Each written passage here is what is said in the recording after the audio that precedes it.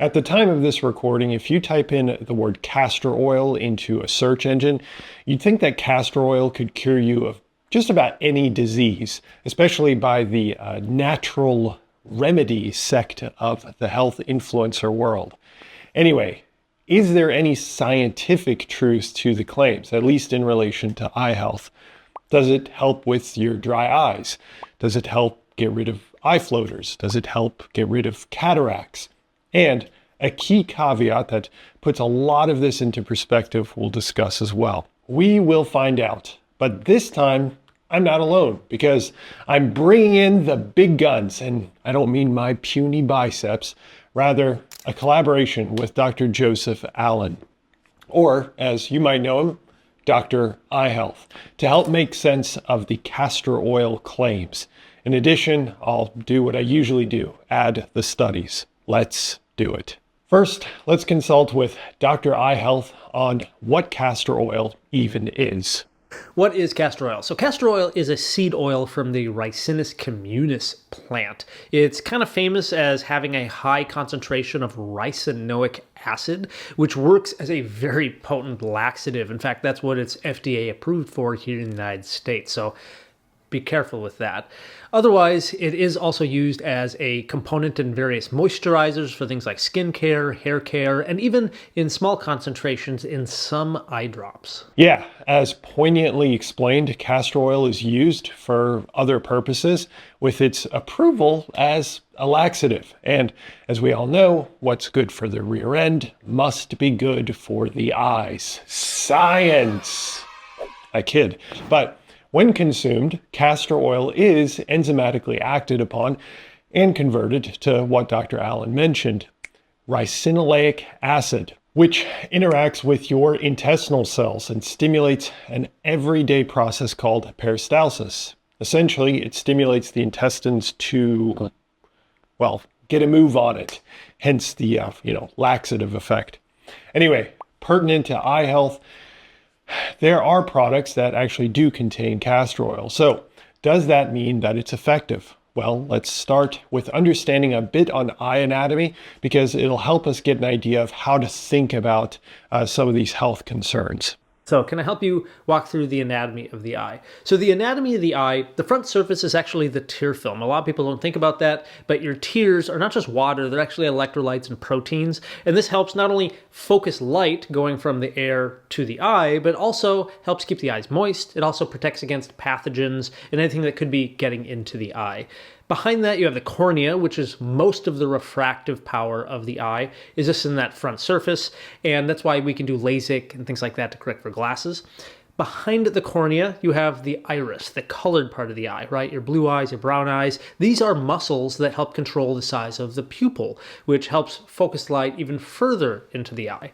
Behind the iris, you have the lens. This is the crystalline lens. When you're young, it is clear, it is flexible, and this is changed shape because you have a muscle inside the eye called the ciliary body. And so you use that muscle, it changes the flexure of this lens, and then that controls your ability to see far away, and then you can flex it to see better up close, things like your smartphone. Now, the challenge is that as you get older, this lens begins to get thicker and it crystallizes. So by the time everybody's in middle age, like 45, 50, this lens gets so kind of thick and hard, kind of like a marble, that you can no longer flex it. Even though the muscle works fine, you can no longer flex the lens, and so you have a hard time seeing up close. So people end up needing bifocals and reading glasses. And then if you wait even longer than that, and you get older to like 65, 70 and above, this lens begins to become opaque. It becomes cloudy, like a white or a yellow color, and you can't see through it. And so we call that having a cataract. And so that's one of the leading causes of blindness worldwide. Thankfully, there is cataract surgery to fix that. Going beyond, further deeper into the eye, you have the vitreous humor. This is the gel that holds most of the shape of the eye. It's mostly water and type 2 collagen, but people often report having floaters in their vision, right? Little spots that drift around. That is the collagen within that vitreous humor that is degrading and sort of being suspended in what's left. And then on the very back part of the eye, you have the retina. The retina is the neurosensory tissue. It is an extension of your brain that has the photoreceptors that pick up light. They send that information through the retinal ganglion cells, through the optic nerve, into your brain so that your brain can process vision and give you the wonderful gift that is eyesight. Okay, so we got a bit of an idea on how cataracts are formed, as well as eye floaters, but we'll get to that one. First, let's discuss cataracts. Does castor oil help? What have I found for castor oil and its effect on cataracts? Interestingly, there's a lot of people and a lot of things here on the internet where people claim that castor oil has helped them improve or reverse their cataract development. I dug into this. Unfortunately, I could not find any research to prove or disprove this effect. There just isn't anything on there. Honestly, though, thinking about the pharmacokinetics of how castor oil would have to get into the eye and get to that part, that structure of where the lens is, seems really implausible because the lens is avascular, right? There's no blood vessels getting to that lens. There's also so many barriers to the eye that the castor oil would somehow have to absorb through, which is extremely difficult. Even for a lot of medications, they have a hard time getting deep inside the eye. And so for you putting an oil on the eye, for it to get through the structures, get into the aqueous humor, which is a fluid inside of the eye that's generated kind of like the blood, the castor oil would have to somehow get upstream through that aqueous humor, bathe the lens, get through the capsule of the lens. It seems very hard to believe that it would not only prevent cataracts, but even reverse it. Like trying to think of how the methods would reverse the crystallization process that occurs that leads to cataracts. It just seems unplausible. Like Dr. Allen, I looked for studies and there are none. There's one published case study that's not peer-reviewed in one quasi-journal called Naturopathic Doctor News and Review. Hardly really compelling evidence. So in short, there's no scientific evidence nor a compelling mechanism that castor oil helps combat or even reverse cataracts. But what about something like eye floaters? Remember, that's the collagen pieces that Dr. Allen mentioned before. What have I found on castor oil and other eye conditions? People online also report castor oil as helping with conditions further back in the eye, like helping with eye floaters. Again, similar to kind of what I did research in with castor oil and cataracts, could not find anything in the published literature for or against castor oil and its effects on eye floaters. The kind of, again, same sort of theory or methods of how castor oil could get to the back of the eye, again, just seems really unlikely. What I think is probably happening for both people who are claiming it helped with their cataracts or claiming that it helped with their floaters is probably the fact that castor oil, again, we know can help stabilize the tear film. And if you're stabilizing the tear film and your dry eye disease is improving, the surface of the eye may be healing. And so light is going to focus better inside the eye and your eyesight may be sharper. And so people are perhaps correlating that their eyesight is improving, therefore their diseases are going away. And that just may not be the case. Again, I completely agree. In addition, I surveyed the vast land of PubMed where thousands of studies are housed and found no studies on castor oil and eye floaters. But then, why would we have eye drops with castor oil in them if it doesn't seem to have any scientific evidence for it? Well, scientists didn't add it to eye drops for giggles. There is a reason. So what have I found in terms of castor oil and its effects on dry eye? So as far as castor oil and effects on dry eye, we've known that castor oil can have kind of a moisturizing effect to the surface of the eye. In fact, it's used in some eye drops that are found over the counter for dry eye. It's even found in some medications for dry eye. The important thing to note is that it's used at a very dilute concentration, like somewhere around 2%.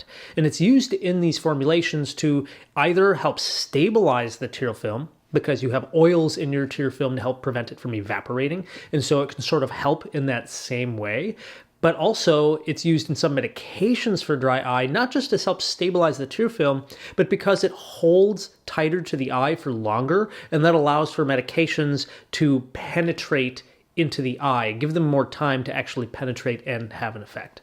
One interesting research study that was published in just 2021, in fact, didn't look at just dry eye, they looked more at blepharitis, which is an inflammation of the eyelids. And by applying 100% castor oil twice a day for 4 weeks, they had significant improvements in helping improve redness, some of the swelling. It also helped with some improvements in lid wiper epitheliopathy, which is something that we see in dry eye, where because the surface is so dry, the eyelids that are going up and down, they almost like scratch on the surface of the eye. And so that was found to be improved in that study. Okay, Dr. Allen is referencing this study, and exactly as mentioned, this randomized controlled trial indicated improvement from 100% castor oil administration. However, it is critically important the 100% castor oil was not applied directly to the eye itself, but the skin around the eye using a dedicated roller. They applied castor oil to one eye and nothing to the other eye. In addition to the fact that this was not a double blind and did not include a proper control, the data indicated that most of the measurements, among the 25 plus measurements on eye health, the vast majority showed no effect compared to control. The most impressive improvements were also conveniently not compared against control. So, taking all that into consideration, the evidence is still weak that 100% castor oil is effective. However, as Dr. Allen mentioned, and as has been approved, much lower concentrations of castor oil are used in eye drops. So, is there better evidence there? The answer is yes. There are several studies, but the key difference is that they are using a fraction of what's used in the previous study that we just went over, in the neighborhood of just a few percent. So the takeaway here is it's a no-go on direct 100% castor oil application to the eye. It's probably not worth adding 100% castor oil even around the eye, especially when there's better methods like eye drops that contain lower concentrations and have better evidence for them. Okay, Dr. Allen has one more addition on why castor oil is sometimes anecdotally believed to help the eyes. There's also the chance that I think if somebody is using castor oil for health benefits, then they're also the same type of person who's probably doing other habits and lifestyle changes to improve their health. And that, whatever they may be doing, could also be changing their autonomic nervous system in a way. And your sympathetic and parasympathetic nervous system helps control your pupil size. So perhaps there could be other changes happening to the optical system of the eye, which could also explain maybe subtle improvements in vision. Confounding factors, the bane of anecdote that many don't realize. Anyway, what's the overall takeaways here? Well, first off, Dr. Allen clearly knows his stuff and puts out excellent eye-related information, so his info will be linked below for you to check out. And pertinent to the topic, castor oil at 100% concentration is highly unlikely to be of much contribution to your eye health.